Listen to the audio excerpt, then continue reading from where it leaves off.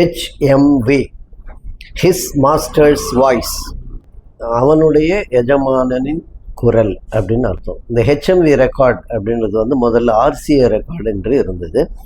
அந்த RCA ரெக்கார்டுன்றது வந்து பராட் என்கிறவருடைய சொந்த கம்பெனி. அதில் தான் பழைய கிராமஃபோன் ரெக்கார்டெல்லாம் நடக்கும்.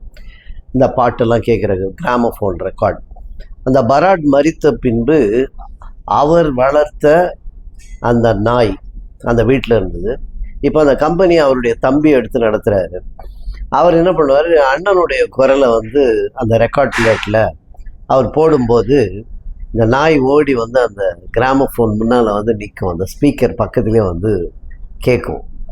அதனால் என்ன பண்ணார், அந்த கம்பெனி பேரே அவர் எப்படி மாற்றினார்னா ஹிஸ் மாஸ்டர்ஸ் வாய்ஸ். முதலாளியின் குரலை கேட்டு அது அவ்வளவு துல்லியமாக இதுதான் என் முதலாளியின் குரல்னு கேட்டு வர்றதுனால அந்த கம்பெனிக்கு பேரே HMV ரெக்கார்டுன்னு.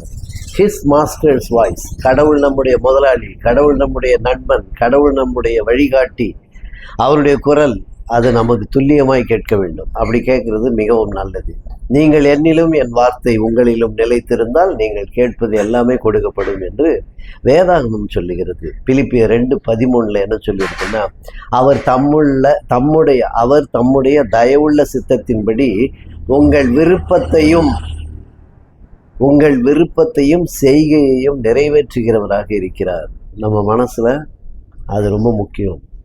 எல்லா விருப்பத்தையும் அவர் நிறைவேற்றுகிறவராக இருக்கிறார். Thank you so much. God bless you all.